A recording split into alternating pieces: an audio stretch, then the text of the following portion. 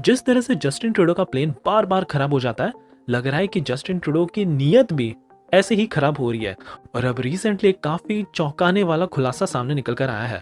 जब ये G20 summit में भारत आए थे, इनको प्रेसिडेंशियल स्वीट हमने दिया था, लेकिन अब रिपोर्ट सामने निकल कर आई है कि इन्होंने तो प्रेसिडेंशियल स्वीट मना ही कर दिया था।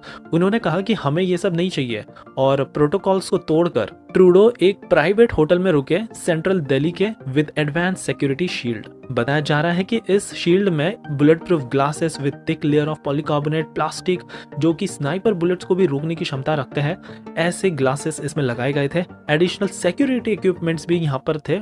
फुल प्रूफ अरेंजमेंट दिया गया था और ऐसा किसी भी प्राइम मिनिस्टर या प्रेसिडेंट ने नहीं किया।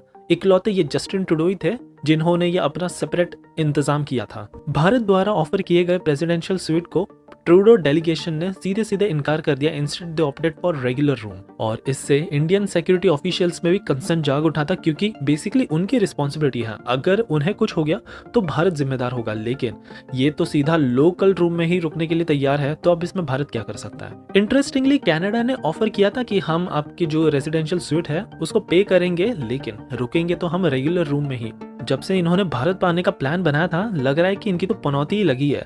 सबसे पहले तो जब ये भारत आ रहे थे, इनका प्लेन खराब हो गया।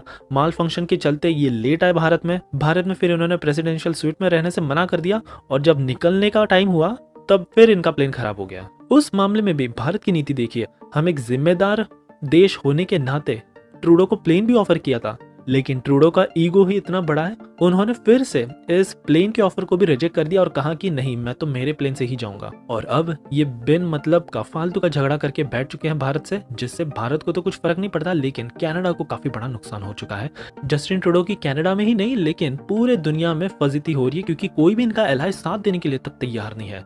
अब इस पागलपंती को आप क्या कहना चाहोगे, डेफिनेटली कमेंट्स में बताइएगा।